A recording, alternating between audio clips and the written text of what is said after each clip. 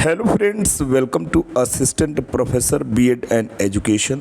दोस्तों, क्या शिक्षा का उद्देश्य सूचना को एकत्रित करना है, अर्थात सूचना का संग्रहण है? तो क्या शिक्षा का उद्देश्य महज नौकरी पाना है?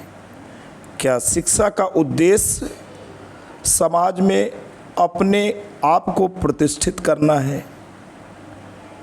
जी नहीं दोस्तों, शिक्षा का इतना संकीर्ण उद्देश्य नहीं है।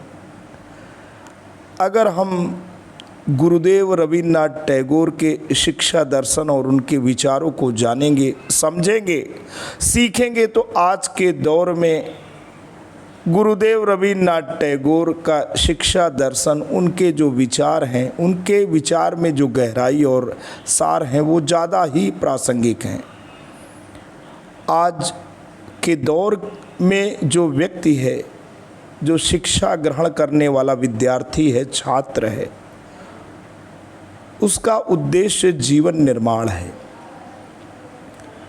लेकिन शिक्षा को प्राप्त करके, पद को प्राप्त करके, प्रतिष्ठा को भी प्राप्त करके अगर किसी का चित्त अशांत है, कोई अपने यानी अपने अस्तित्व के धरातल पे समायोजित नहीं है, यानी किसी के विचार, भावनाएं, संवेग और उसका आचार विचार के बीच में प्रॉपर कोऑर्डिनेशन नहीं है, किसी भी प्रकार का पीस नहीं है, तो शिक्षा अपने उद्देश्य को पूरा नहीं करती है। ऐसे ही हम व्यष्टि के लेवल पे शुरू करेंगे, हम इकाई के स्तर पे शुरू करेंगे तो हम आगे बढ़ेंगे, समाज के स्तर पे बात करेंगे। सही शिक्षित वही है जो समाज में प्रॉपर बैलेंस बना ले, प्रॉपर हार्मनी बना ले, प्रॉपर एडजस्टमेंट बना ले, प्रॉपर कोऑर्डिनेशन बना ले। यानी व्यक्ति और समाज के बीच में जब अंतःक्रिया हो तो जो सेतु निर्मित हो, वो शांति का सेतु होना चाहिए। ऐसे ही चहुओर व्यक्ति प्रकृति, झील, नदी, नहरों और नाना प्रकार के प्रकृतिगत चित्रण से जुड़ा है। तमाम तरह के जो प्रकृति के जीव जंतु हैं, उनका जो भी कोई व्यक्ति है वो मालिक नहीं है, बल्कि उनका ही एक पार्ट है। तो तीनों स्तर पे हार्मनी की बात करते हैं, और ये हार्मनी बात करते हैं गुरुदेव रवींद्रनाथ टैगोर जी। जी हाँ दोस्तों, आज हम शिक्षा दर्शन की एक संवेदनशील व्याख्या प्रस्तुत करने जा रहे हैं। तो कहीं नहीं जाना है, थोड़े समय का ये वीडियो आपको शिक्षा विषयक जानकारी प्रदान करेगा, परीक्षा उपयोगी जानकारी प्रदान करेगा, ऐसी जानकारी प्रदान करेगा जिसमें आप बिल्कुल जो भी दार्शनिक, शिक्षक, चिंतक, विचारक हैं, उनके जो मूलभूत विचार हैं शिक्षा विषयक, उससे परिचित हो सकेंगे। तो आइए बिना देर किए, रवींद्रनाथ टैगोर, जिन्हें गुरुदेव की उपाधि से महात्मा गांधी जी ने विभूषित किया था, उन्हीं के जीवन परिचय का थोड़ा सा सम्यक अवलोकन और जानकारी के साथ उनके शिक्षा दर्शन पे भी बातें करते हैं। दोस्तों, assistant professor BEd and education आपका अपना चैनल है। अगर आप पहली बार जुड़ पा रहे हैं, हमें सुन पा रहे हैं, तो इसे लाइक, शेयर और सब्सक्राइब करें, आपको अवश्य ही इससे फ़ायदा होगा। दोस्तों, हम बात कर रहे हैं गुरुदेव रवींद्रनाथ टैगोर के जन्म और परिवार की। गुरुदेव रवींद्रनाथ टैगोर का जन्म 7 मई 1861 को कोलकाता के जोड़ासांगो हवेली में हुआ था। उनके पिता महर्षि देवेंद्रनाथ टैगोर और माता शारदा देवी थी। उनका परिवार बंगाल के पुनर्जागरण का केंद्र था। वे बहुमुखी प्रतिभा के धनी थे। वे एक कवि, उपन्यासकार, नाटककार, चित्रकार और दार्शनिक थे। उन्होंने लगभग 2230 गीतों की रचना की, जिन्हें रविंद्र संगीत के नाम से भी हम जानते हैं। नोबेल पुरस्कार वर्ष 1913 में उनकी काव्य रचना गीतांजलि के लिए उन्हें साहित्य का नोबेल पुरस्कार मिला। वे यह सम्मान पाने वाले पहले एशियाई व्यक्ति थे। राष्ट्रगान के रचयिता वे दुनिया के इकलौते ऐसे कवि हैं जिनकी रचनाएं दो देशों का राष्ट्रगान बनी, भारत का जन गण मन और बांग्लादेश का आमार सोनार बांग्ला, जो कि दोनों देशों का राष्ट्रगान है। और कवि अकेले हैं, दुनिया के इकलौते कवि हैं जो दो कंट्री का जो नेशनल एंथम है उनके द्वारा रचित है और दोनों देशों में पूरी देशभक्ति जोश खरोश के साथ गाया जाता है। शांति निकेतन की स्थापना उन्होंने 1901 में शांति निकेतन में एक छोटे से स्कूल की नींव रखी, जो आगे चलकर विश्व भारती विश्वविद्यालय बना। रविन्द्रनाथ टैगोर का शिक्षा दर्शन प्रकृतिवाद, नेचुरलिज्म, मानवतावाद, ह्यूमनिज्म और अंतर्राष्ट्रीयता का अद्भुत मिश्रण है। वे तत्कालीन औपनिवेशिक शिक्षा प्रणाली रटने वाली पद्धति के सख्त खिलाफ थे। प्रमुख सिद्धांत: प्रकृति के सानिध्य में शिक्षा।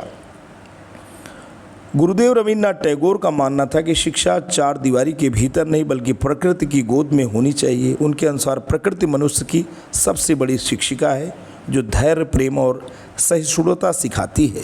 स्वतंत्रता का महत्व: वे बच्चे को पूर्ण स्वतंत्रता देने के पक्षधर थे।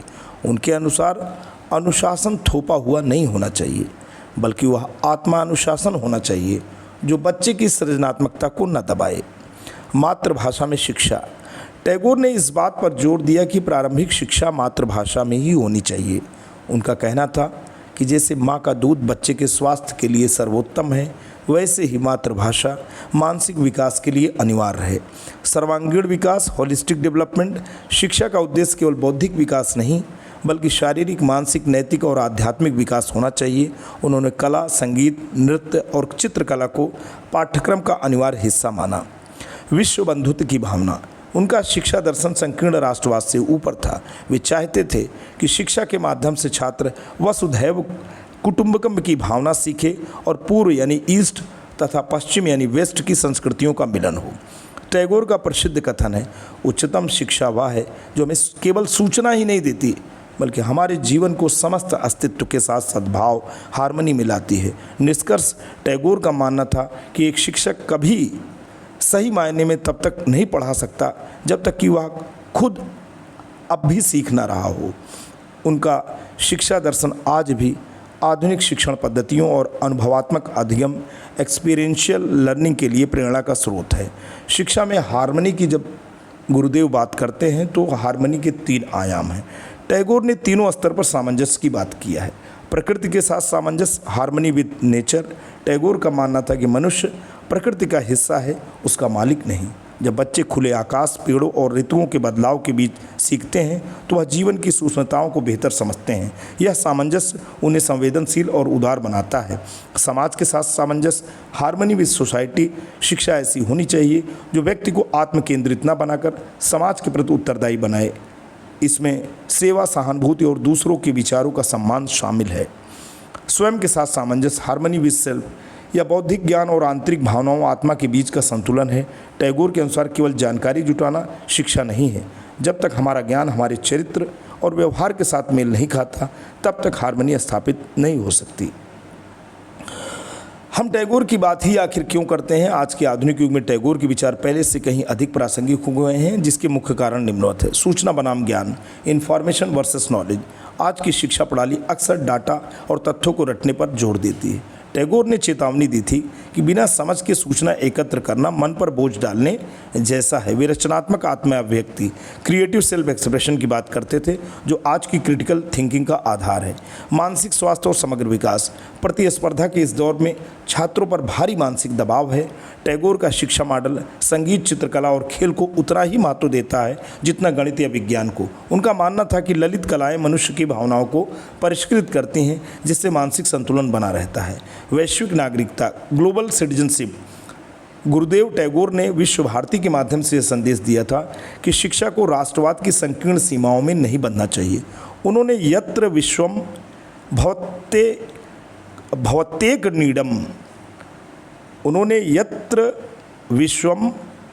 भवत्येक नीडम यानी जहाँ सारा विश्व एक घोंसला बन जाता है का आदर्श दिया। आज के वैश्वीकरण यानी ग्लोबलाइजेशन के दौर में टैगोर का यह अंतर्राष्ट्रीयतावाद बहुत ही महत्वपूर्ण है। तो दोस्तों, हम टैगोर की बात कर रहे हैं और अगर हम अनुभवात्मक शिक्षण की बात न करें तो बात पूरी नहीं होगी। लर्निंग बाय डूइंग, टैगोर ने सक्रियता और अनुभव को सीखने का सबसे अच्छा तरीका बताया। वे किताबी ज्ञान के बजाय भ्रमण यानी एजुकेशनल टूर्स, प्रकृति निरीक्षण और हाथों से काम करने यानी क्राफ्ट वर्क को प्राथमिकता देते थे। आधुनिक नई शिक्षा नीति एनईपी में भी इन्हीं सिद्धांतों पर जोर दिया जा रहा है। संक्षेप में बात करें तो टैगोर की प्रासंगिकता इसलिए है क्योंकि वे शिक्षा को जीविका कमाने का महज साधन मात्र नहीं मानते थे, बल्कि उसे जीवन जीने की कला मानते थे। जब हम शिक्षा में हार्मनी की बात करते हैं तो हम वास्तव में एक ऐसे इंसान को गढ़ने की बात करते हैं जो सफल होने के साथ साथ भीतर से शांत और बाहर से संवेदनशील हो। तो दोस्तों, आज के लिए इतना ही। आशा करता हूँ वीडियो और प्रदत्त सामग्री आपको रुचिकर लगी। ऐसे ही अन्य सामग्री के लिए चैनल को सब्सक्राइब, लाइक और शेयर करें। जल्द आपके समक्ष नए इन्फॉर्मेशन और वीडियो को लेकर पुनः हाजिर होते हैं। तब तक के लिए जय हिंद, वंदे मातरम।